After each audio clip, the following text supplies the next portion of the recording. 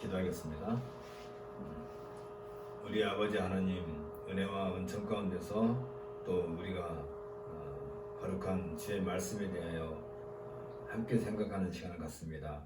주께서 이 시간에도 우리들에게 지혜와 명철을 더하셔서 세상에 대하여 아는 것보다 하나님의 말씀에 대하여 더 많이 알고 그것을 통하여서 우리 인생을 온전히 하나님 앞에서 살아갈 수 있는 은혜를 더하여 주옵소서. 예수님 이름으로 기도합나이다. 아멘. 골로새서 말도 많고 탈도 많고 제목도 골로 가요. 그래서 골로새서예요. 우리가 골로새서 1장 1절과 2절을 지난 시간에 했는데 우리가 알다시피 이제 서신서의 큰 특성이 있죠. 서신서. 서신이라고 하는 것은 말 그대로 뭐 편지이긴 한데 주는 사람이 있고, 그러니까 주는 사람이 있고, 받는 사람이 있고 했을 때 이게 어떤 그 서신의 어떤 목적이 있을 거 아니에요? 목적이 있을 거고, 이걸 이제 우리는 조금 고상한 말로 주제라고 그러죠. 주제를 이제 우리나라 사람들은 서신을 쓰면 꼭 할 말을 제일 뒤에 둬요. 그렇죠? 등하 가친의 계절에 아버님 어머님 건강하시고 뭐 만수부강하시고 뭐 날씨가 어떻고 그다음에 무슨 뭐 계절이 어떻고 그다음에 무슨 농사가 어떻고 뭐 다 하고 제일 끝에 무슨 말 써요? 하숙비가 부족하오니 하숙비를 보내주시옵소서. 이렇게 제일 나중에 써요. 보통 다 그렇게. 우리나라는 항상 그렇죠. 그러니까 우리나라는 이메일을 보더라도 제가 제일 끝에까지 읽어야 뭘 원하는지를 아는데, 이제 저쪽 사람들 그 개념은 먼저 이걸부터 확실하게 밝혀져요. 내가 무엇 때문에 지금 이걸 쓰고 있다라고 밝혀지기 때문에 항상 서신서를 볼 때 가장 먼저 앞부분을 잘 봐야 돼요. 근데 우리는 늘 머릿속에 늘 뒷부분에 결론이 있다 생각하거든요. 결론 있다 생각하는데, 여기에 주제가 물론 있긴 하겠지만 우리가 서신서에서 보다 보면은 이 결론 부분은 주로 안부 인사라든지 뭐 맺은말 뭐 이런 걸로 끝나죠. 근데 항상 이 서론에 주제가 나온다면 주제가 나오고, 이 이제 본론에 가가지고 이 주제에 대한 해설, 신학적 해설이죠. 그리고 이제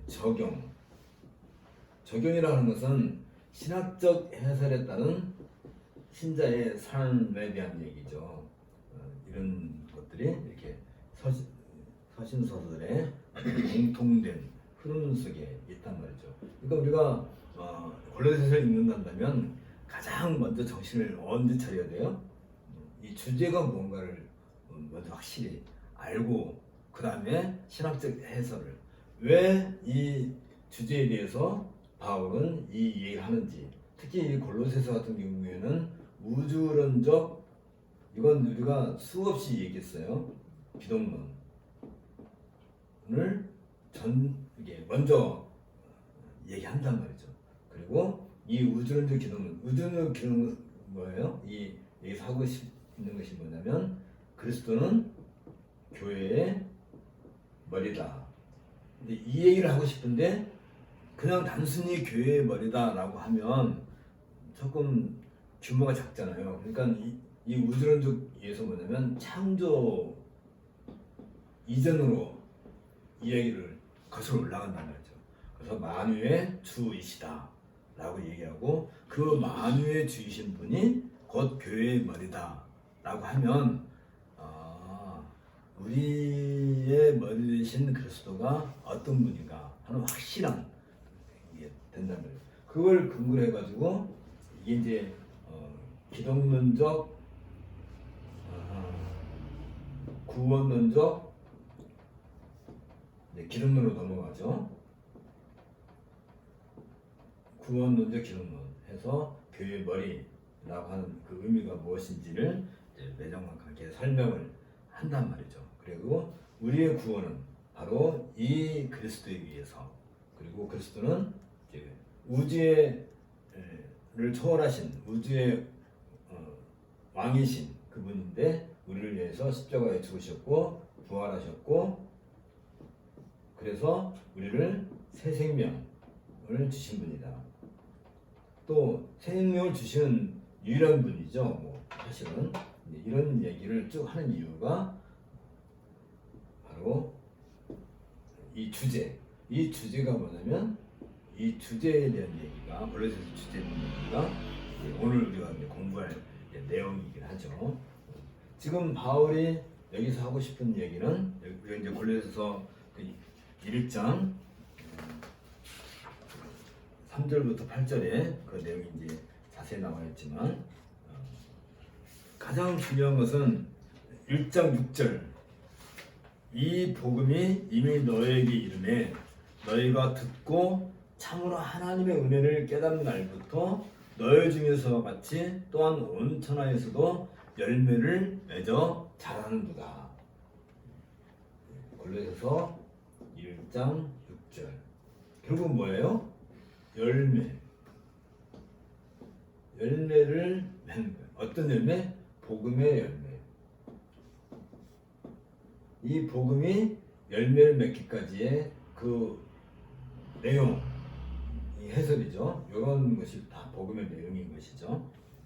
얘기하는 것이고, 그래서 이 복음이 열매를 맺는 이 과정, 그리고 열매는 하나의 또 다른 씨가 돼서 또 다른 열매를 계속 맺혀 나가는 거죠.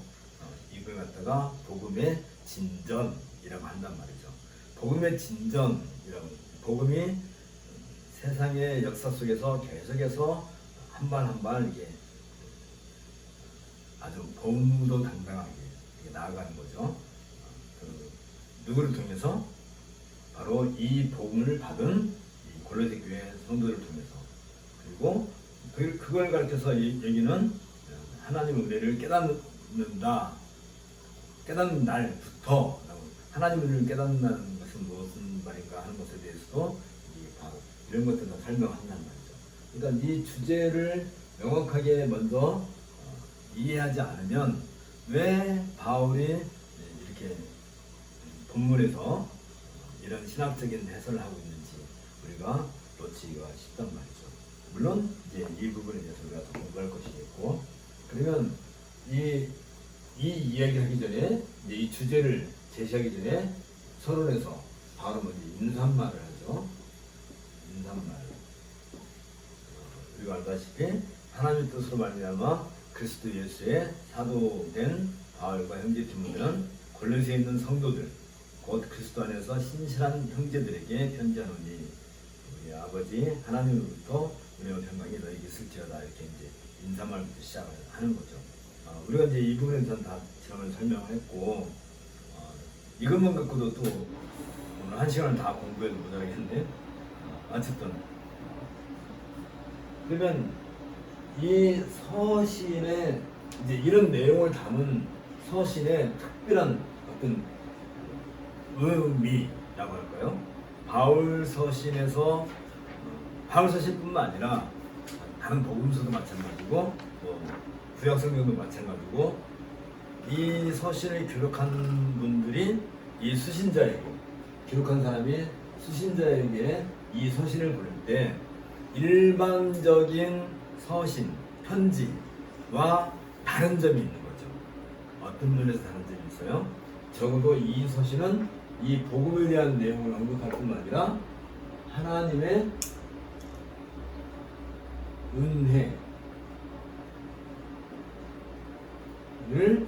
하나님의 은혜를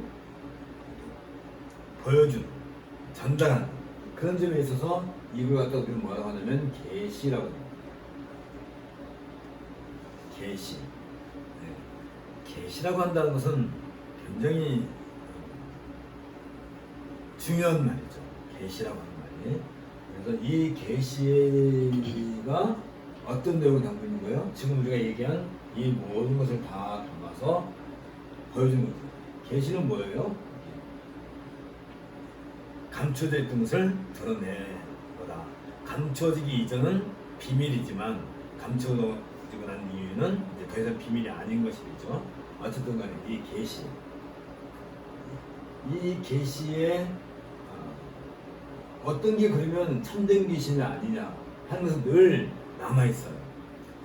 여기서 오늘 내가 아주 중요한 이야기를 하고 싶은 것이 뭐냐면, 이 계시라고 하는 것은 우리가 지금 바울 서신이 2000년 전에 기록돼서 지금 그동안 여러 과정을 거쳐가지고, 물론 사실 그 역사 속에 이 성경을 어떻게든지 다음 세대에 전달하지 못하기 위해서 왜곡시키고 뭐 불태우고 뭐 그런 일들이 많이 있었지만, 어쨌든지 간에 어떤 과정을 통해서 이게 우리에게 전해졌죠. 중세 시대에는 이 성경을 못 읽게 하려고 성경은 라틴어 외에는 성경이 아니다 할 정도로, 그래서 모든 교회에서 라틴어로 설교하고, 설교도 아니지 뭐 어쨌든 라틴어로만 하다 보니까 일반 회중들 그런 거의 성경을 읽을 수도 없고, 또 워낙 성경 자체가 비싸니까, 왜냐면 그때는 손으로 일일이 다 복사해서 필사해서 읽게 되는 성경 자체가 워낙 비싸고, 또 라틴어를 배울 정도면 일반적인 사람들 문자도, 자기 나라 문자도 잘 모르는 반인데 라틴어를 읽을 정도면 이건 기죽도 아니면 못 읽는 거거든요. 그러니까 항상 그렇게 일부 상류층에 갇혀 있게 만드는 것이잖아요. 그게 이제 틴데일이라는 분이 영어로 번역을 하고, 루터가 라틴어에서 원어에서 독일어로 번역을 하고, 이렇게 자꾸 각 나라 말로 번역하기 시작하면서 일반적인 사람들도 보게 된 거고, 특히 이제 종교개혁에서 가장 중요한 그 일이 뭐냐면, 이 계시를 일반 회중들에게 직접 일반 회중들이 계시를 접할 수 있는 그걸 만들었다는 점에서 아주 중요한 일을 하는 건데, 문제는 뭐냐면, 그럼 2000년 전에 바울이 기록한 성경 뿐만 아니라 뭐 그 이전에 다 모든 성경들, 모세 같은 경우는 벌써 4000년 전 가까이 되죠. 기록되는 것이 1400년대에 기록됐으니까 3500년 전 그만큼 된 것인데, 우리가 모세오경을 읽든지 이사야를 읽든지 또 서신서를 읽을 때, 그리고 우리는 그 역사의 흐름 속에서 얼마나 많은 시간을 지나서 지금 우리가 계시를 접하는 거예요. 근데 계시는 이미 2000년 전에 3000년 전에 죽은 사람이 기록해서 남겨놔서 우리한테 왔다라고 생각하면 현장감이 아주 툭 떨어지지요. 최근에 와서 제가 이제 공부한 것 중에 하나가, 공부한 건 아니지만 어떻게 좀 얻어들은 지식 중에 하나가 양자 역학이라는 게 있어요. 양자 역학이라는 것이 있는데, 이 양자 역학 안에 어떤 이론이 하나 나오면 양자의 중첩이라는 이런 이론이 있어요. 이게 뭐냐면, A라는 양자하고 B라는 양자가 하나로 이렇게 묶여 있는 거지. 묶여 있는데, 이걸 분리를 해가지고 요 상자에 하나 넣고 이 상자에 하나 넣고, 양자라는 것은 눈에 보이지도 않아요, 사실은. 근데 이제 이론상으로 얘기하는 거예요. 그러면 이 A와 이 B가 이제 분리를 해가지고 각각 다른 상자에 넣어놨어요. 근데 이걸 블라인딩 시켜 똑같은 상자에 넣고 섞어버려. 그러면 어느 상자에 A가 들어있고 어느 상자에 B 있는지를 우리가 몰라요. 그렇죠? 그렇잖아요. 우리 똑같은 상자 안에 넣어놨어요. 근데 A와 B는 서로 이렇게 반대 방향으로 이게 돈대요. 이게 양자의 성격상 한쪽은 왼쪽으로 돌면 한쪽은 반대 오른쪽으로 돌게끔 돼 있대요. 그건 뭐 나도 잘 몰라고. 근데 어쨌든 근데 이 B라는 상자를 이제 예를 들면 안드로메다에다 보내요. 예를 들면 그러면 지구에 있는 A하고 안드로메다에 있는 B하고 이제 상자야 이건 있는데 이 지구에 있는 A 이 상자를 딱 여니까 이게 A가 나온 거야. 그럼 여기는 뭐가 나온 거예요?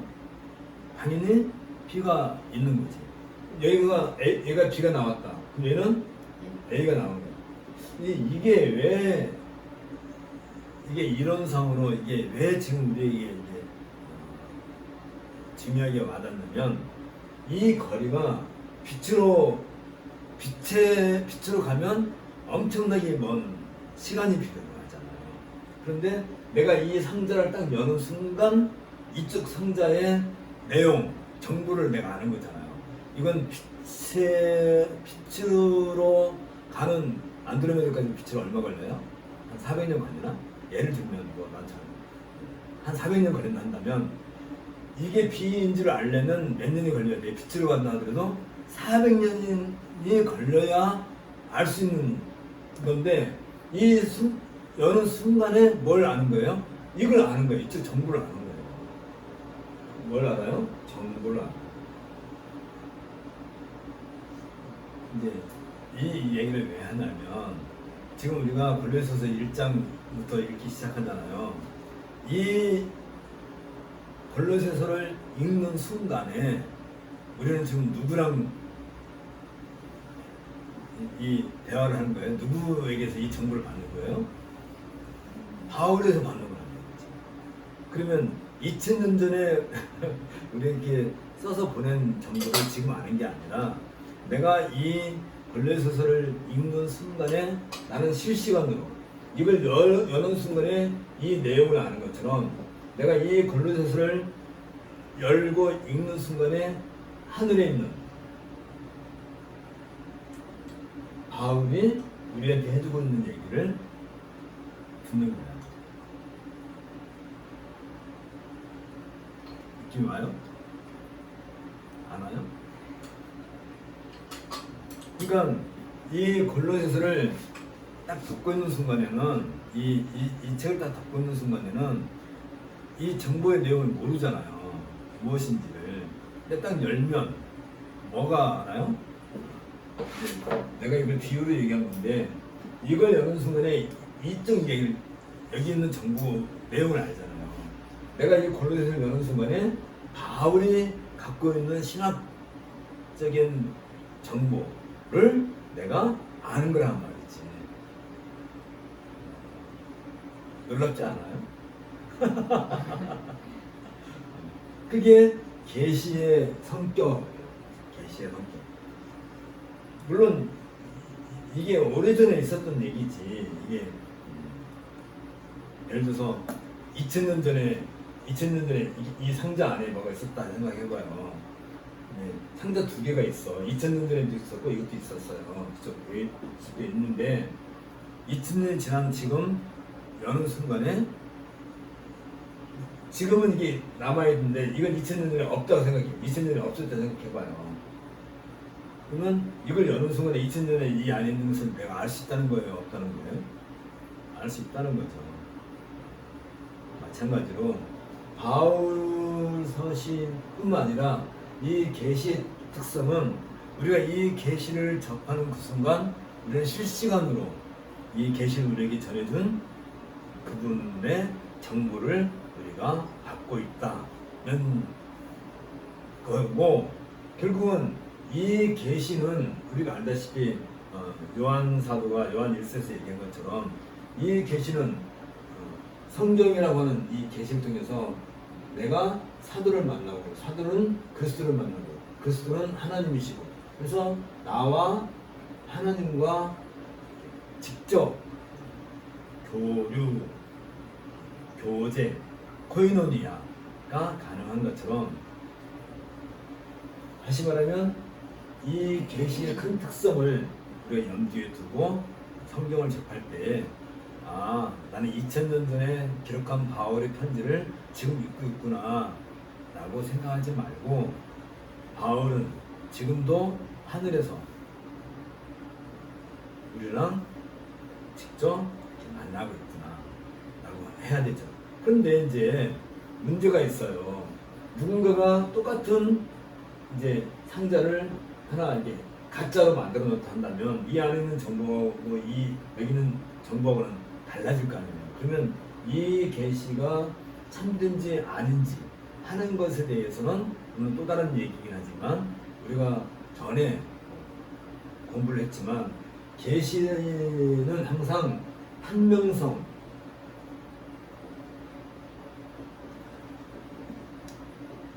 한명성의 원칙이라는 것을 갖고 있단 말이지.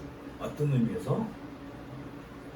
그러니까 이 앞선 계시, 이보다 앞선 계시, 그리고 그보다 더 앞선 계시, 이게 연결돼서 나오는 이 계시 판명성에서 중요한 게 뭐냐면 계시의 유기성, 유기적 통일성이라는 것이 한 번도 깨트려지지 않았기 때문에 우리는 계시를 이게 참된 계시인지 아니지 하는 그런 기준을 늘 갖고 있는 거란 말이죠. 그건 어떻게 해야 돼요? 우리가 부지런히 공부를 해야지. 공부 안 하고, 그러니까 이렇게 생각하면 되죠. 내가 성경에 대해서 전혀 모르는데 어느 날 내가 성경을 하나 이렇게 책을 하나 이렇게 얻어가지고 고린도서 1장 1절을 착 폈어요. 그러고 보니까 하나님의 뜻으로 말미암아 그리스도 예수의 사도된 바울과 형제 디모데는 이런 얘기가 참 나온단 말이에요. 그러면 읽는 순간에 그걸 알아요? 그 내용을 아냔 말이지. 모르죠, 당연히. 몰라야 정상이지. 그건 뭐 똑같은 거잖아요. 예를 들어서 우리가 한글도 모르는 꼬마에게 심청전 책을 줬단 말이에요. 애가 심청전을 딱 피는 순간에 심청전에 있는 그 내용을 알 수 있나요? 모르는 거랑 똑같은 것이지. 그러니까 우리는 뭘 해야 돼요? 날마다 주야로 낮과 밤 뭘 해야 된다고요? 하나님의 말씀을 주야로 묵상을 한다. 묵상을 한다는 말은 알다시피 계속해서 그 말씀을 입에 달고 사는 거지. 이게 묵상이죠. 공부를 하는 거지, 계속해서. 그런 것이 아니면 바울과 우리 사이에 실시간으로 바울은 우리를 얘기하고 있는데, 아니 바울뿐만 아니라 모든 선지자들이 얘기를 하고 있는데, 어떤 방법으로 이런 계시의 방법을 하고 있다. 이 말은 또 어떤 의미가 있냐면, 이건 또 굉장히 중요한 의미가 있어요. 다시 말하면 이 서신을 주는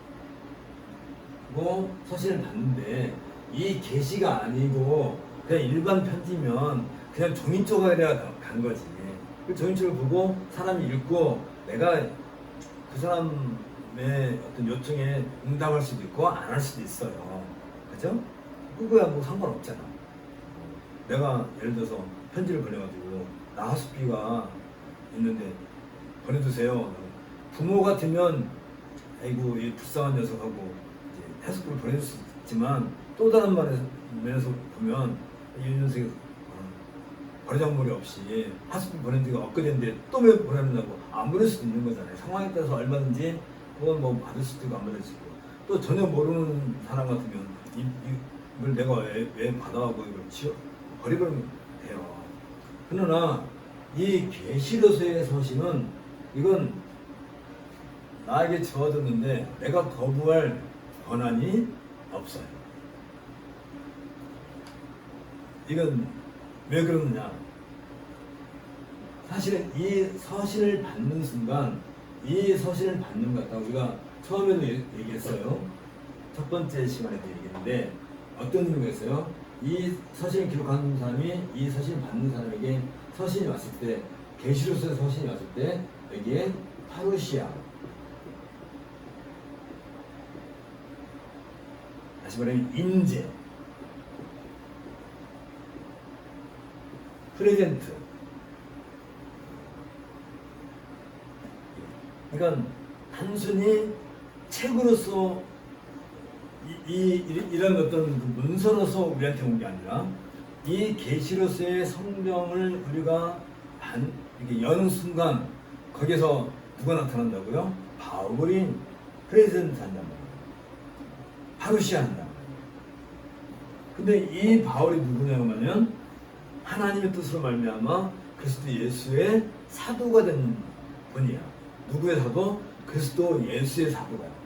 그리스도 예수의 사도는 누구예요? 그리스도 예수께서 보낸 분이란 말이죠.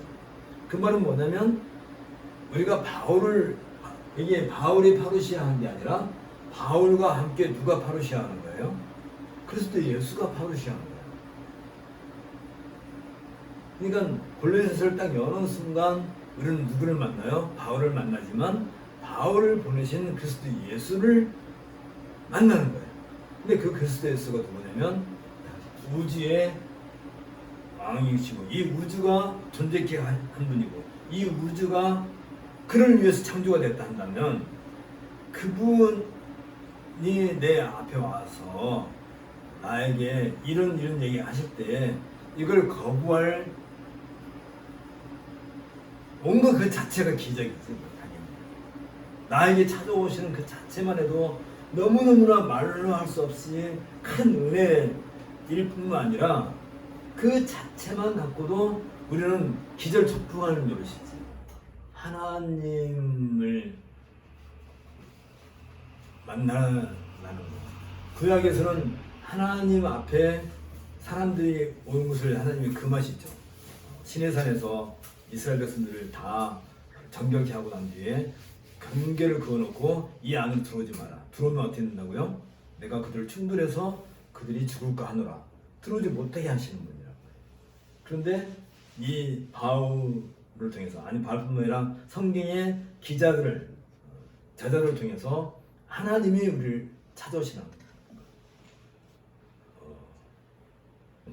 이게 우리가 특별히 성경을 대하는 우리의 마음의 자세가 굉장히 각별한 것이죠. 파루시아. 근데 이 파루시아는 결국은 이 세상이 종말을 맞이하는 날 예수님께서 다시 오시는, 재림하실 그 예수님이 파루시아 하는데, 그때 파루시아는 어떤 파루시아예요? 그때는 심판의 파루시아예요. 심판. 알다시피 그렇죠? 예수님의 재림은 어떤 파루시아예요? 심판을 가져오는 거예요. 심판. 심판하면 우리는 그 앞에서 죽음밖에 없는 거죠. 심판 앞에서 다 죽음인데, 이 파루시아가 지금 우리에게 주어질 때는 어떻게 주어진다고요? 은혜와 평강으로 주어진다고요. 지금 파루시아는, 지금 우리에게 주어지는 파루시아는 은혜와 평강이에요. 그러니까 이 은혜와 평강 안에 우리가 있다는 이 자체가 나중에 이 심판 때에는 어떤 의미가 있냐면, 이때는 이 심판, 이 은혜와 평강 안에 있는 우리가 예수님의 재림에 의해서 심판했을 때 우리는 어떤 현상이 나오냐면, 이게 바로 독디마죠.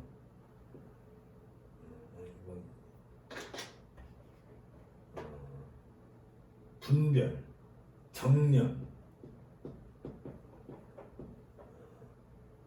이 심판이라는 것이 어떤 의미냐면, 이 심판 때 상징적으로 나타나는 게 뭐냐면 불이에요. 불 심판이라고 하죠. 다 태운다는 거예요. 다 태우고 뭐만 남아요? 금만 남아요. 금. 정금만 남는다. 그래서 우리가 알다시피 욥기에서도 욥이 나중에 그렇게 얘기하죠. 이 모든 시련을 겪고 난 뒤에 내가 정금과 같이 하나님 앞에 나아가리다. 와, 이 욥기는 또 잠깐 얘기 좀 지나갑시다. 욥기는 시대상으로도 본다면 아브라함 시대거든요. 아브라함 시대의 인물이잖아요. 그럼 이 욥기가 먼저 기록됐을까? 모세오경이 먼저 기록됐을까요? 그건 우리가 알 수는 없지. 물론 모세오경은 창세부터 시작하는 거니까 뭐 아담부터 시작된 얘기니까 뭐 엄청 긴 역사를 다뤘지만 모세는 한참 뒤의 인물이고 욥은 한참 모세에 비하면 한참 전의 인물인데 어떻게 보면 욥기를 욥이 기록했는지 아니면 욥의 이야기가 구전으로 계속 전승되다가 나중에 기록됐는지 모르지만 욥기는 어떻게 보면 가장 뭐라고 할까 초창기의 복음서라고 해도 과언이 아닐 정도로. 근데 그 욥의 주제가 뭐예요? 내가 장군과 같이 주 앞에 나갈 것이다. 그 이야기가 언제 실현돼요? 예수님의 재림 심판 때에 그 이야기가 실현이 된단 말이에요. 성경은 진짜 시간과 공간을 뛰어넘는, 그러니까 이게 어느 한 곳을 이렇게 우리가 만나도 결국은 이 놀라운 사실을 발견하는 거죠. 불심판이라고 하는 것은 구약에서 잘 보여주는 것 중에 하나가 아니면 풀무불 같은 거죠. 그 풀무불 같이 그 다리우스 왕이 엄청나게 막 불을 세게 해가지고 다니엘의 세 친구를 그다 불에 던져버리죠. 그렇죠? 근데 그 불에 던지기 위해서 그 병사들이 그 친구들을 그걸 끌고 가야 되잖아요. 끌고 가는 그 병사들이 던지기도 전에 불에 다 죽어. 그 불에 그 세 친구들이 떨어졌단 말이에요. 근데 얼마나 뜨거운 건지 알죠? 풀무불이. 그런데 가만히 보니까 거기에 어떻게 됐어요? 그 불 속에 네 사람이 움직이고 있는 거죠. 그 중에 한 분이 누구예요? 인자 같은 분이시다. 다니엘서에서 그런 얘기하죠. 인자.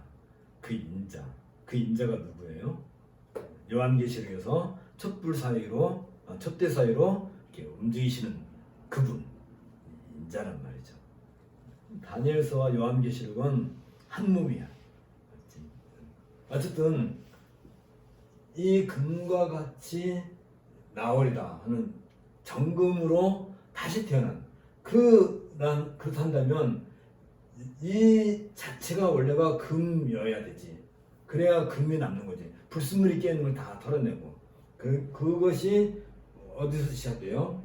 이 은혜와 평강이 약속되어 있는 이것이 결국은 은혜와 평강으로 이 심판날에 우리에게 성취가 되는 것이란 말이에요. 그렇다면 지금 우리가 이 서신서를 통해서 사도의 파루시아를 맞이한 사도를 내가 지금 만나는 것은 아니 사도가 내 앞에 짱 하고 나타났단 말이에요. 이 골로새서를 통해서 어떻게 이 양자역학에서 설명하지 않아도 이미 바울은 이 얘기를 하고 있는 거야. 양자역학은 최근에 이런 이론이 만들었지만 바울은 이 서신을 보낼 때에 내가 지금 너에게 간다 라고 얘기하는 단순히 서신서만 보내는 게 아니라 물론 로마와 골로새 거리는 약 한 달간의 여행이 필요해. 시간적으로 거리상으로 그 당시에는 지금은 뭐 비행기 타면 뭐 한 서너 시간이면 가겠지만 그 당시에는 약 한 달 정도 빠르면 20일 아니면 한 달 정도 거리예요. 그 당시 운송 방법으로는. 근데 이 서신을 통해서 어떻게 되면 직접 내가 너희를 방문한다 라는 이 얘기를 한단 말이죠. 실시간으로 만나는 것처럼 마찬가지로 여기에 대상에 지금 누가 있는 거예요? 골로새 교회에 성도들만 있는 게 아니라 여기에 누구도 있는 거예요? 바로 우리들도 이 안에 여기 있는 거예요. 그러니까 우리는 바울의 파루시아를 직접 만난 바울의 임재를 만나는 거예요. 그리고 이 바울의 임재는 곧 누구의 임재라고요?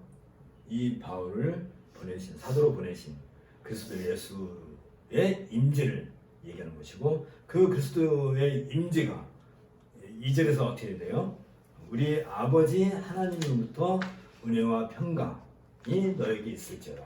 그러니까 은혜와 평강이라고 하는 이 정금을 가지고 나한테 와서 지금 뭘 하는 거예요? 나한테 프레젠트 하는 거예요. 주는 거란 말이에요. 같은 말이네. 임재나 선물이나 어쨌든 그런 의미로 지금 우리에게 와 있다 할 때, 이 심판이라는 것은 뭘 그러면 심판하는 거예요? 이 은혜와 평강을 구현시키기 위한 심판인 것이지. 누구에게는? 우리에게 약속된 이 은혜와 평강이 이 예수님의 재림 때에 그것을 실현시키는 과정이 불심판이란 말이죠. 푸른불과 같이 불로 온 세상을 다 불태우고, 거기에서 우리는 이런 정금과 같이 나오는 그런 은혜와 평강을 그때 성취하게 된다는 거죠. 오늘 여기서 꼭 잊지 말아야 될 거, 우리는 이 골로새서를 피는 순간, 아니 성경 어디를 피는 순간 누구를 만난다고요? 바로 사도를 만나는 것이고, 그 사도를 만나는, 사도가 임재하는 거지 내가 만나는 게 아니에요. 내가 찾아가는 게 아니에요. 와 계시는 거지. 여느 순간에 이미 사도가 내 앞에 쫙 나타나는 거지. 와 계시는 거지 이미. 거기에 누가 계세요? 그리스도 예수. 그리스도 예수가 누구라고요? 우주의 주인이신, 만유의 주인이신 그분이 와 계시기 때문에 우리는 이 계시를 우리가 어떤 변명을 해서라도, 어떤 이유를 들어서라도 우리는 거부할 권한이 있어요? 없어요. 없는 거란 말이지.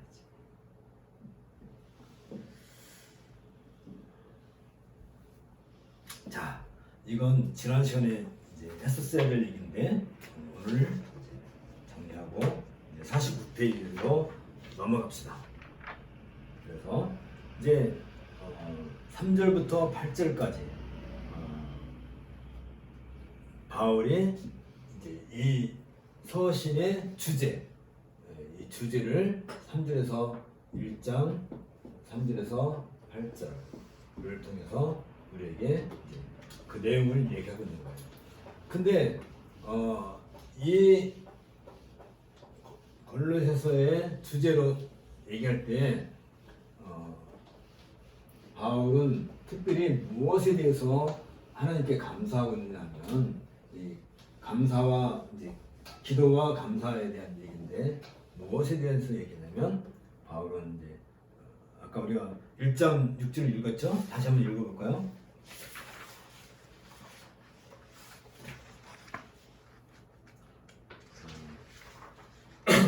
이 복음이 이미 너에게 이르매, 이미 너에게 이르다는 것은 뭐예요?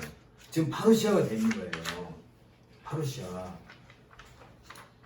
그냥 우리가 그냥 듣는다 생각하면 안 돼요. 너희가 듣고 참으로 하나님의 은혜를 깨닫는 날부터, 그러니까 우리가 이제 세례를 받은 걸로 이걸 우리가 대신하면 되죠. 너희 중에서 같이 또한 원천에서도 열매를 맺게 자라는도다. 이게 이제 골로새 전체가 지향하고자 하는 어떤 그 목적, 주제를 얘기하는데, 이 얘기를 하기 전에 바울은 뭘 하냐면 4절과 5절 한번 읽어볼까요? 4절과 5절. 이는 그리스도 예수 안에 너희의 믿음과 모든 성도에 대한 사랑을 들었으며 너희를 위하여 하늘에 쌓아둔 소망으로 말미암음이니 곧 너희가 전에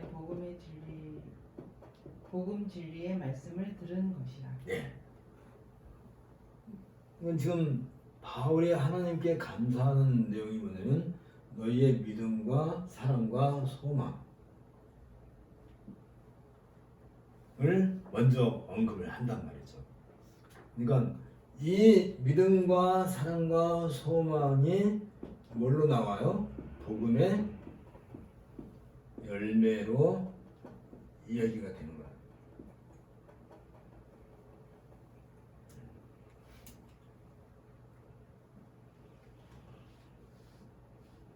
그럴 때 이제 우리가 여기서 이제 요 내용, 도대체 믿음은 뭐고 사랑은 뭐고 소망이 무엇인가? 믿음, 사랑, 소망에 대해서 물론 이제 뭐 우리가 이런 부분 하도 얘기를 많이 들었으니까 다 알 수 있을 수도 있지만 그러나 바울은 이 얘기를 왜 꺼내는지에 대해서 우리가 좀 더 공부할 필요가 있어요. 그래서 이제 49페이지 넘어가서 바울은 골로새 교회의 믿음과 충성에 대하여 하나님께 감사하고 있다. 그 감사의 대상은 우리 주 예수 그리스도의 아버지신 하나님께 라고 묘사되고 이 말은 굉장히 중요한 말이에요. 우리 주 예수 그리스도의 아버지신 하나님. 이제 우리가 그 번역할 때는 아까 우리가 그 1장 3절에서 뭐라고 하냐면 하나님 곧 우리 주 예수 그리스도의 아버지라고 이렇게 이제 번역을 했어요. 하나님 곧 우리 주 예수 그리스도의 아버지. 근데 이제 원문에서 보면 뭐 같은 말이긴 하지만 원문에서 하면 우리 주 예수 그리스도의 아버지이신 하나님이라고 할 때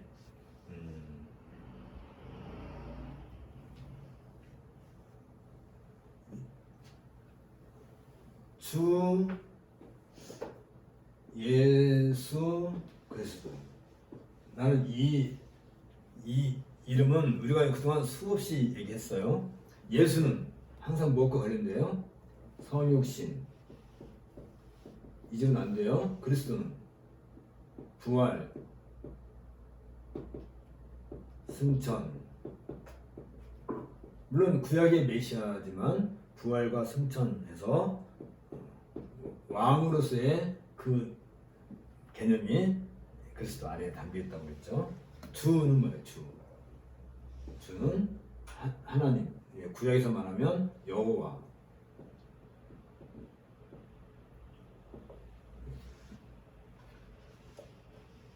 그럼 여기에 뭐가 나와요? 다 인성, 예수의 인성과 신성과 그리고 만유의 주로서의 그 이름이 주 예수 그리스도라고 고백을 하는 거예요. 그냥 주 예수 그리스도라는 그 이름으로 끝나는 게 아니라 이 자체가 뭐예요? 이 자체가 신앙 고백이다. 신앙 고백이에요. 무지무지하게 이건 기독교의 뿌리라 할 수 있을 만큼 중요한 거죠. 그런데 여기에 관해서 우리 주, 우리란 말은 또 뭐 교회니까 우리 주 예수 그리스도의 아버지, 파테르, 아버지신 하나님. 이렇게 얘기 들 때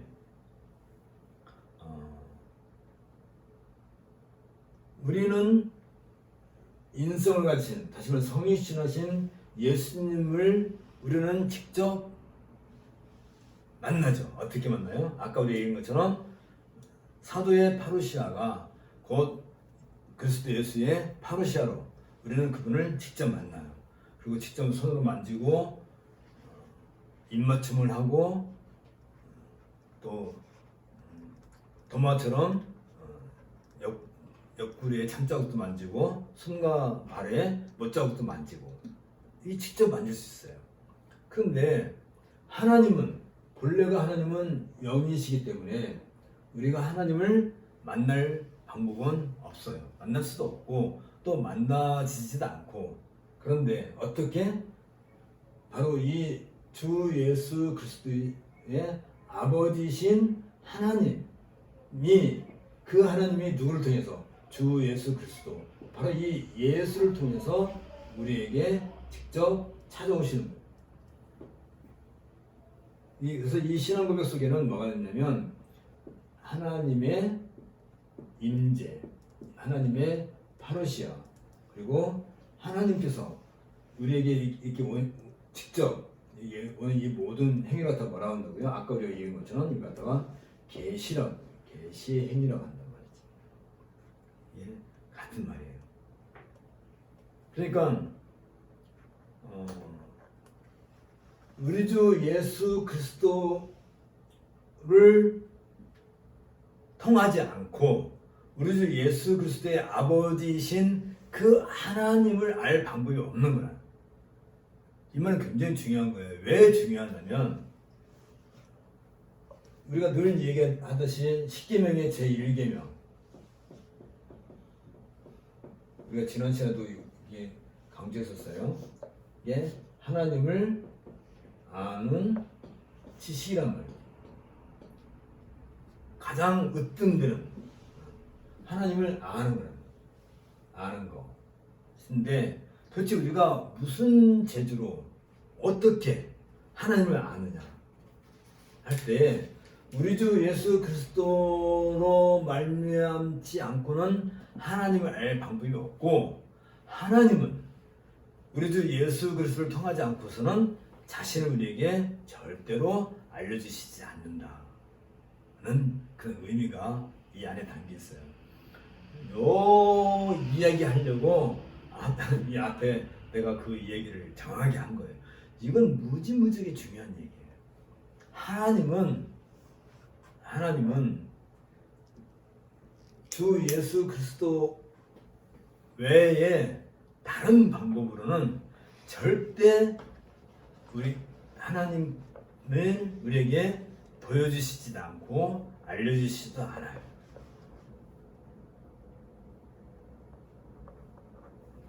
그래서 칼빈은 뭐라고 하냐면 이 방법만이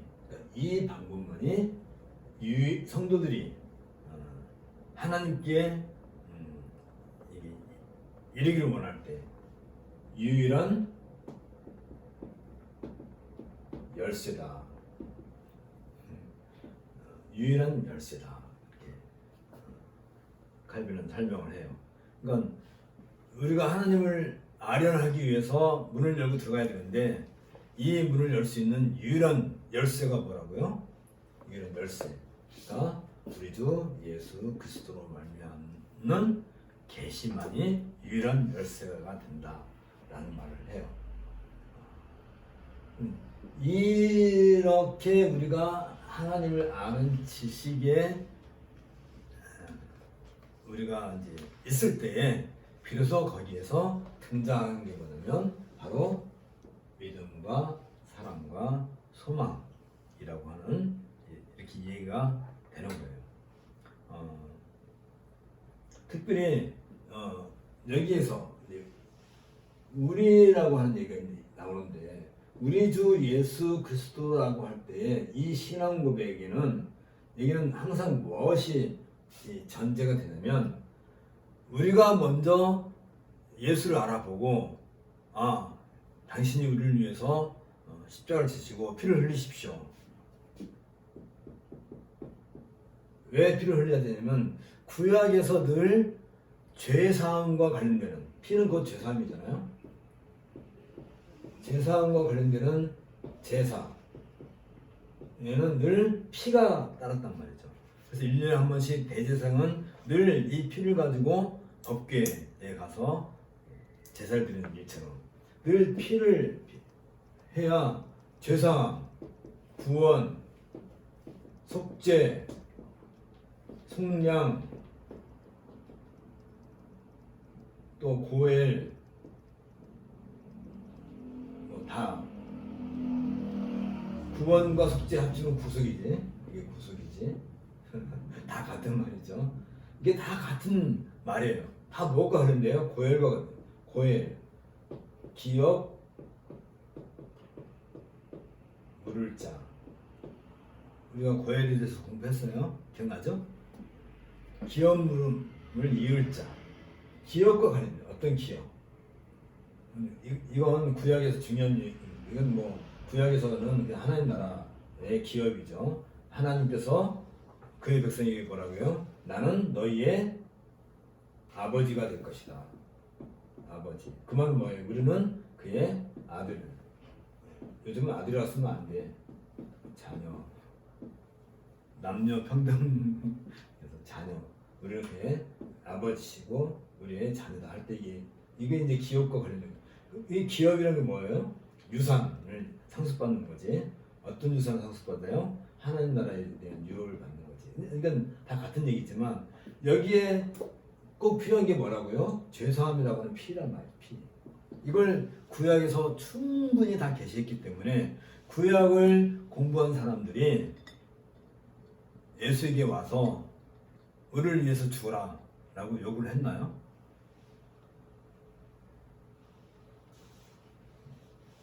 이 피 흘림은 누가 결정했어요? 우리가 회의를 통해 가지고 아니면 제육볶이를 해가지고 우리 중에 누구 한 사람이 이 피 흘림을 해야 된다, 죽어야 된다 라고 해서 죽었던 사람이 하나 있죠. 요나 같은 사람. 요나 같은 사람은 이제 제육볶이 해가지고 이렇게 요나가 아니다, 내가 바로 그 죄인이다 라고 이제 고백은 하긴 하지만 어쨌든 간에 근데 그런 식으로 한 게 아니라 예수님은 아예 이 땅에 성육신 하실 때부터 자신이 십자가에서 죽으실 것을 계획하시고 오신 거죠. 그 얘기가 어디 있다고요? 에베소서 1장 3절부터 14절에 있다고 우리는 귀가 따갑게 그 얘기 들었어요. 그러니까 절대 잊으면 안 되는 얘기죠. 이런 내용이 이 신앙고백 안에 담겨 있는 거란 말이지. 그러니까 우리가 주라고 할 때 어떻게 해서 주가 되셨어요? 피 흘림을 통해서, 다시 말하면 십자가에서 죽으시고 부활하심으로써 주가 되신 것이지. 우리의 주가 되신 것이지. 그래서 늘 우리 마음에 담고 있어야 되고, 다시 말하면 우리 주여, 우리 주님, 우리 주라고 할 때에는 항상 우리는 여기에 뭐가 담겨 있는 거예요? 이 피 흘림에 대한 우리는 빚을 지고 있는데, 쉽게 말하면 내가 엄청난 빚을 졌어요. 1만 달란트라고 하는 엄청난 빚을 졌어요. 근데 누군가가 그 빚을 갚아줬어요. 그럼 나는 빚이 있어요, 없어요? 없어졌죠. 그러나 나는 내 빚을 갚아준 분에 대해서 마음의 빚은 남아있는 거지. 그렇죠? 그러니까 문서상의 빚은 탕감받았으니까 없어졌지만, 그러나 내가 과거에 빚을 졌다는 사실과 내가 누군가에 의해서 내 빚을 탕감받았다 했을 때 그 마음의 빚, 그 평생을 벌어도 갚을 수 없는 그 빚에 대한 마음의 부담은 남아 있는 거란 말이죠. 그렇죠? 그거 갖고 있지 않으면 그건 사람이 아닌 거지. 그렇지? 내가 빚을 1만 달란트가 얼마예요? 엄청난 돈인데 그걸 갚을 능력도 없는데 누가 갚아줬다. 그러면 고맙게 생각해야지. 그러면 뭐가 나오겠어요? 거기에 이 빚에 대한 개념, 이 빚에 대한 개념에 대해서 충성이라는 개념이 나오는 거예요. 충성. 자,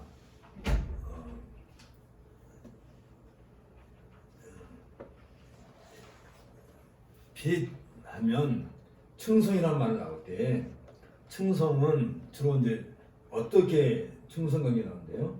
주군, 주군의 관계가 충성을 늘 요구하는 거죠.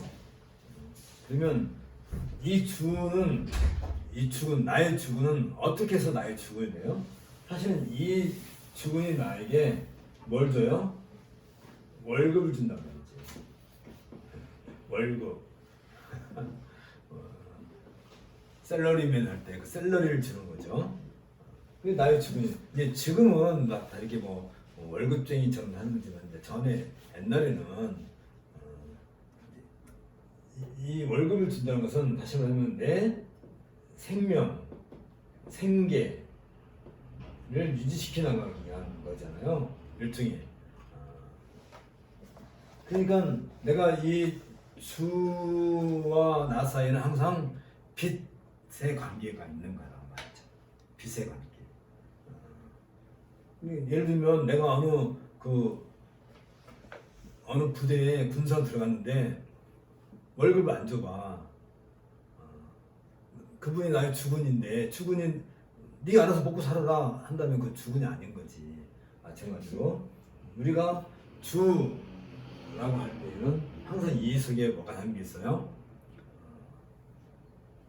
우리의 빚을 담당해 줬을 뿐만 아니라 우리의 생명과 생계도 늘 보존, 보호, 유지하신다는 이 개념도 이 안에 담겨 있는 거예요. 그래서 산상수훈에서 우리 예수님께서 이제 산상수훈에서 이제 뭐 쭉 다 얘기하시고 중요한 얘기 하시죠. 마태복음 6장 33절 다 아는 얘기죠. 뭐라고 그래요? 마태복음 6장 33절에서 너희는 먼저 그의 나라와 그의 의를 구하라 라고 하는데 이 말씀을 하시기 직전에 뭐라고 하냐면 너희가 무엇을 먹을까? 무엇을 입을까? 무엇을 마실까? 염려하지 마라 라고 하시는 거예요. 그러니까 무엇을 먹고 무엇을 마시고 무엇을 입을까 하는 것은 무엇과 관련돼요? 생계와 관련된 겁니다. 이것을 누가 책임져 주시는 거예요?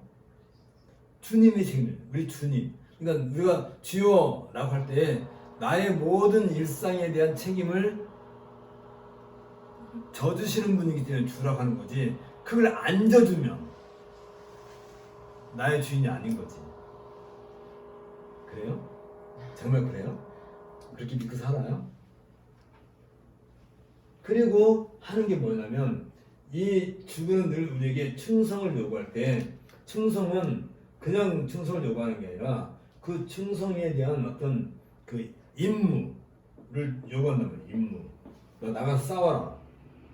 저 적군과 나가서 싸워라 하면 나가서 싸우다 죽을 수도 있는 거예요. 그러니까 생명의 값인 거죠. 생명의 값. 이건 그 임무가 뭐예요? 이게 마태복음 6장 33절이란 말이에요. 우리의 임무는 뭐예요? 그의 나라와 그의 의를 구하는 것이 임무예요. 그의 나라가 뭐예요? 그 하나님의 나라. 하나님 나라와 하나님의 의를 구하는 거예요. 여기에서 똑같아요. 하나님의 나라. 하나님의 나라 그러는 건 여기 있네요. 킹덤 오브 갓. 하나님의 나라는 하나님 나라의 성격이 뭐냐면 의란 말이에요. 의. 근데 하나님의 나라를 구하는 것은 하나님의 의를 구하는 거고 하나님의 의를 구하는 것은 하나님의 나라를 구하는 건데 내가 늘 얘기하잖아요. 카이, 엔드라는 말로 이렇게 한 단어가 연결될 때는 은혜와 평강할 때 은혜는 평강의 원인이고 평강은 은혜의 결과인 것처럼 하나님 나라와 그의 의할 때는 하나님 나라는 의의 원인이 되고 의는 하나님 나라의 결과를 할 때 하나님 나라의 속성이 의라는 것을 하나님 나라가 따로 있고 우리가 구할 의가 따로 있는 게 아니라 하나님의 나라를 구한다는 것은 곧 하나님의 의를 구하는 것이고 하나님의 의를 구했다는 것은 하나님 나라의 속성을 우리가 구현해 나가는 거란 말이죠. 그 하나님 나라의 속성을 구현해 나가는 구체적인 어떤 우리의 모습, 이 하나님의 나라와 의를 구해 나가는 구체적인 삶의 모습이 외형적으로 드러나는 것이 뭐냐면 믿음과 사랑과 소망이 돼요. 그렇죠? 이게 그러니까 믿음과 사랑과 소망은 결국 무엇과 관련돼요? 하나님 나라의 의에 속한 거예요. 하나님의 나라의 의를 다른 말로 설명하라 한다면 믿음과 사랑과 소망으로 설명을 해야 돼요. 그런데 이걸 자꾸 우리는 하나님의 나라의 의를 얘기할 때 우리는 뭘로 자꾸 이걸 변질시켜서 설명하려고 하냐면 공의로 자꾸 이걸 건너뛰어요. 공의는 믿음과 사랑과 소망이 실천되는 곳에서 공의가 구현되는 거예요. 그러니까 의라고 할 때 하나님 나라의 의를 우리가 구한다 할 때 그건 우리의 의무예요. 우리의 부담이고 우리의 빚이고 우리의 주인이 우리에게 요구하시는 거란 말이지. 그랬을 때 이 의는 곧 뭐라고요? 믿음과 사랑과 소망인 거야. 이것을 우리가 실현, 실천할 때 거기서 어떤 것이 나타나요? 공의가 나타나요. 공의가. 그러니까 요즘에 이제 일부 기독교라고 이름을 붙이는 단체라든지 교회라고 이름을 붙이는 뭐 그런 사람들이 어디 이렇게 광장에 모여가지고 무슨 이렇게 하는 사람들의 그 머릿속에 뭐가 담겨 있어요? 자기들은 공의를 실현하겠다는 거예요. 그렇죠? 공의를 실천하겠다는 거예요. 공의를 구현시키겠다는 거예요.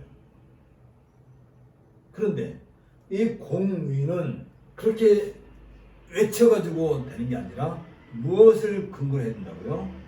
참된 믿음, 사랑, 소망.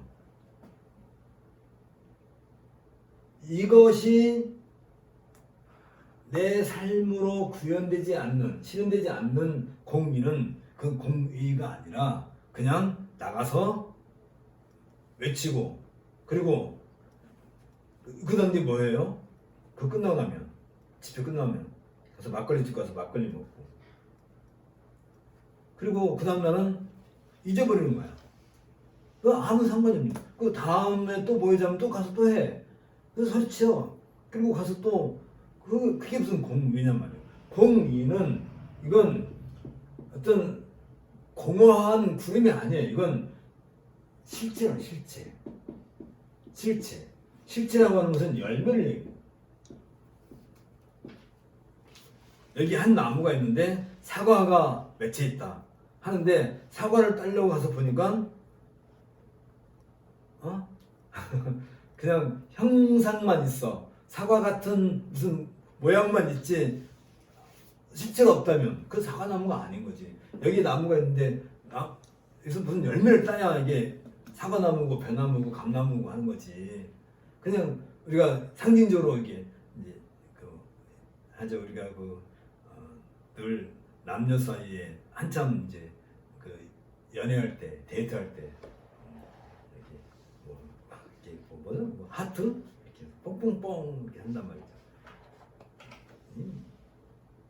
이렇게 하면 사랑이 가요?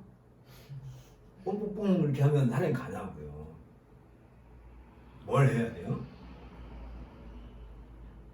다이아몬드 1캐럿 반지를 갖다 줘야지. 그죠? 맨날 만날 때다 뽕뽕뽕 그 백날 해봐요. 처음에는 그 사인을 받은 여성이 가슴이 들떠 막 기뻐. 저 남자가 나한테 관심 있다. 다음 날도 그래. 그 다음 날도 그래. 아니 1년이 지났는데도 그러고만 있어. 10년 동안 계속 그러고 있어요. 그럼 어떡하란 말이야. 그러니까 안 살아. 어떻게 하라고요? 하다못해 장미꽃 한 세라도 들고 가고 하다못해가 아니지. 이건 1kg짜리 다이아반지라도 들고 가가지고 나 너 사랑해. 그래야 사랑인 것이지. 사랑한다면 그거 맨날 말로만 사랑하면 근데 어떻게 하라고요? 장미꽃이라도 들고 오란 말이지. 그런 거란 말이지. 그러니까 공의는 그거란 말이에요. 공의. 어떻게 해요? 그게 하나님의 의의 성격인데 먼저 믿음의 내용이 있는 거지. 내가 갖고 있는 어떤 신념, 믿음이라고 하는 것은 이 믿음은 어디서 나와요? 아까 말한 계시에서 나오는 거란 말이죠. 하나님을 아는 지식에서 나오는 거란 말이지.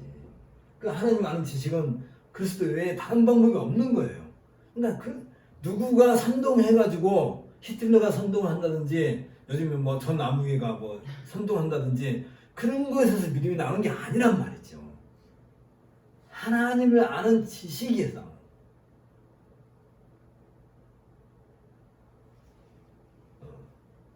그랬을 때 믿음이 나오는 거고 그 믿음은 그냥 주어지는 게 아니라 적어도 여기에 항상 뭐가 필요하다고요? 아까 지워버렸네. 신앙고백은 피, 흘림이라고 하는 이 사실이 앞서야 믿음도 생기는 거란 말이죠.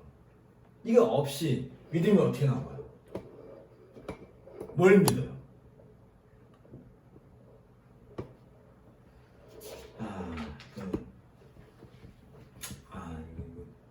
이거 왜 시간이 빨리 가?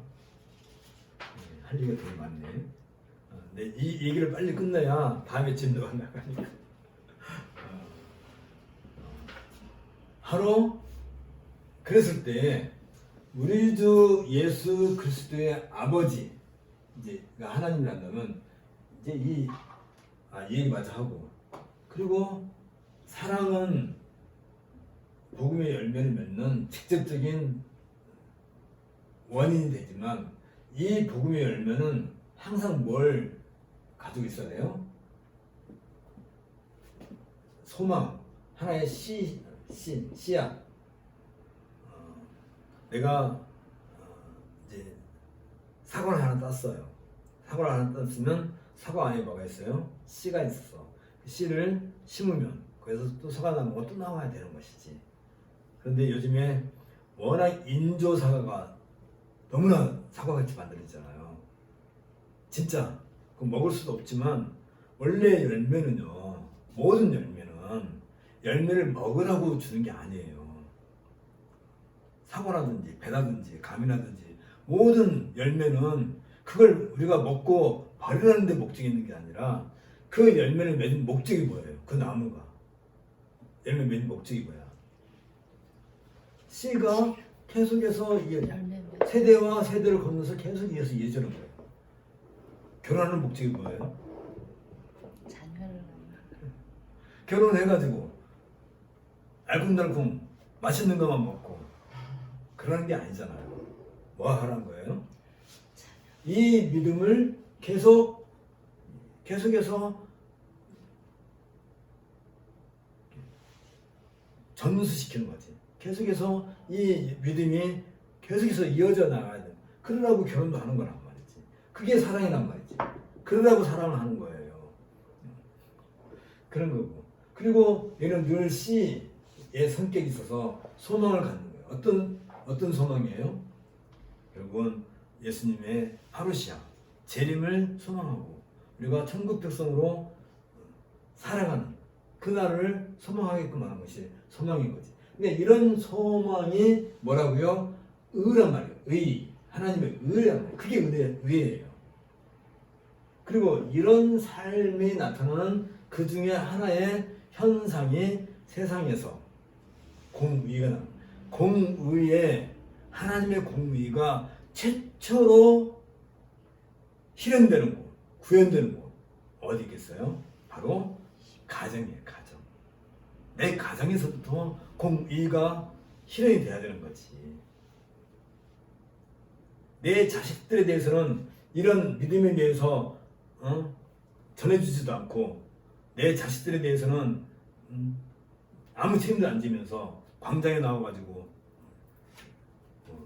태극기 흔들고 성조기 흔들고 뭐 이스라엘기 흔들고 그러면 그게 공의가 되냐 말이에요. 내 가정에서부터.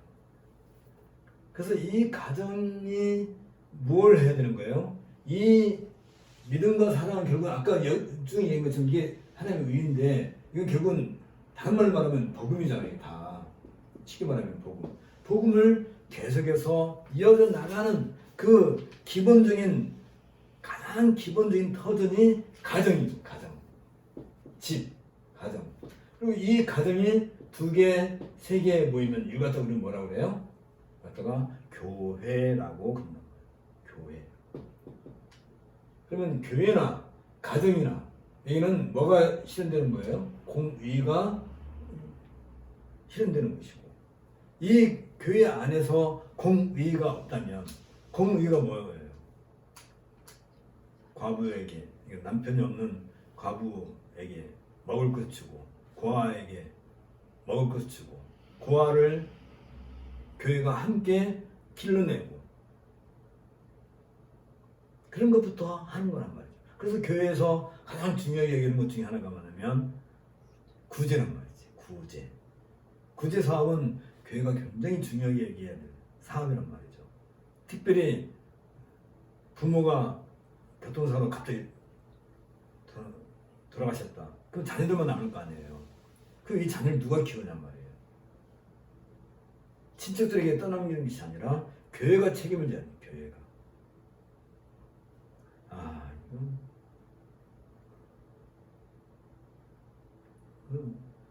그게 공의란 말이에요. 그게 공의.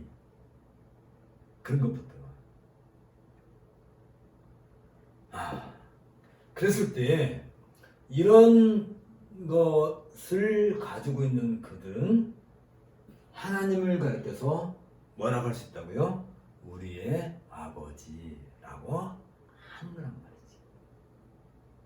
하늘에 계신 우리 아버지 해놓고 우리는 이것과 아무 상관이 없이 아무리 아버지라고 불러봤자 그건 공허한 외침이에요. 갈대밭에서 소리치는 그냥 바람 불면 없어지는 소리에 불과하고 아버지라고 우리가 할 때 우리에게 명확한 아버지의 아들로서 자녀로서 갖는 하나님의 자녀로서 갖는 그 열매, 현상, 그 실체 이런 것들이 다 여기 안에 담겨 있는 것이고 이걸 간략하게 줄이면 믿음과 사랑과 소망이 나오는 거고 이 믿음과 사랑과 소망을 다른 말로 말하면 하나님을 아는 지식이라고 하는 거고 하나님을 아는 지식이 있어야 하나님을 가리켜서 우리는 아버지라고 한단 말이죠. 이런 거 없이 어떻게 아버지라고 불러요? 물론 예수님은 하나님의 아드님이시니까 당연히 아버지라고 부르실 분이에요.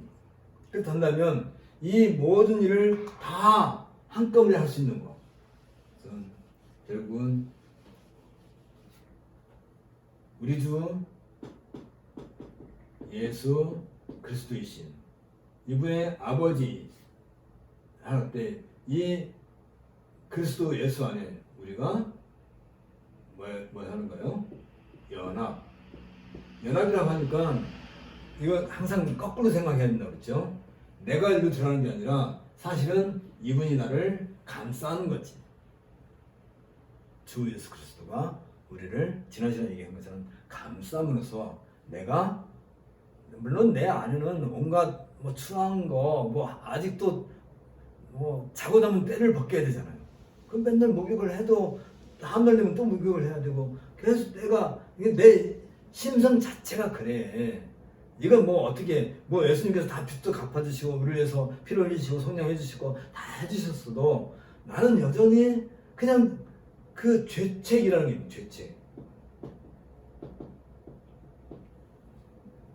이게 지워지는 게 아니란 말이죠.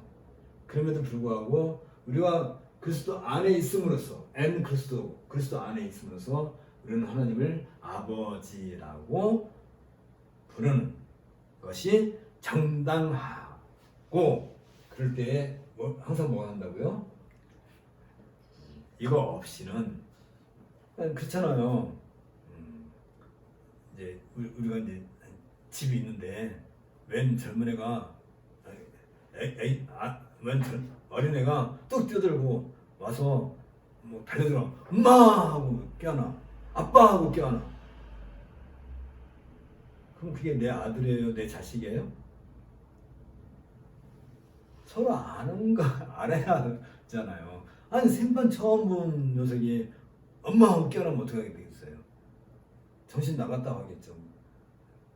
알아야지. 그러면 이제 물어봐야지. 너 나 알아? 물어봐야지. 내 이름이 뭐야? 내 생일이 언제야? 뭐 서로 알아야 무슨 아빠가 되고 엄마가 되고 그러는 거지. 마찬가지예요. 그럴 때 우리는 이 주 예수 그리스도 안에 우리가 연합되어 있을 때 우리는 이 하나님을 가르쳐서 뭐라 한다고요? 우리의 아버지시다 라고 하는 거예요. 와, 그러면 물론 이걸 가르쳐 뭐라 한다고요? 이걸 교회라고 한다. 교회. 이걸 갖다 교회라는 거죠. 이 안에 우리가 다 포함되어 있고 아브라함도 포함되어 있고 아담도 포함되어 있고 이것을 알게 하는 바울도 포함되어 있고 이걸 다 우리 교회라고 하는 거죠. 자, 아니, 오늘도 겨우 한 페이지 넘어갔네. 이렇게 해서 끝이 언제 날라나? 예수님이 오실 때까지 가나? 일단 그래도 오늘 굉장히 중요한 이것을 우리가 제대로 이해를 해야 나머지 골로새서 전부를 이해할 수 있으니까 사실은 이걸로서 골로새서 끝났다 해도 할 말은 없을 만큼 다 했지만 좀 더 자세한 것은 다음 시간에 더 공부하도록 하십시오. 기도하겠습니다. 우리의 아버지이신 하나님, 우리가 직접 하나님을 만나 뵙고 또 하나님의 음성을 듣고 우리의 마음이 하나님으로 말미암아 기뻐함을 누릴 수 있는 은혜 주신 것을 감사합니다. 우리가 참된 믿음 그리고 사랑, 소망 안에서 우리의 삶을 살아갈 때 우리의 모든 인생을 책임져 주시고 이끌어 주시는 우리 주님께 대하여 우리가 충성을 다할 수 있도록 은혜를 더하여 주옵소서. 예수님 이름으로 기도합니다. 아멘. 아멘. 수고했습니다. 감사합니다.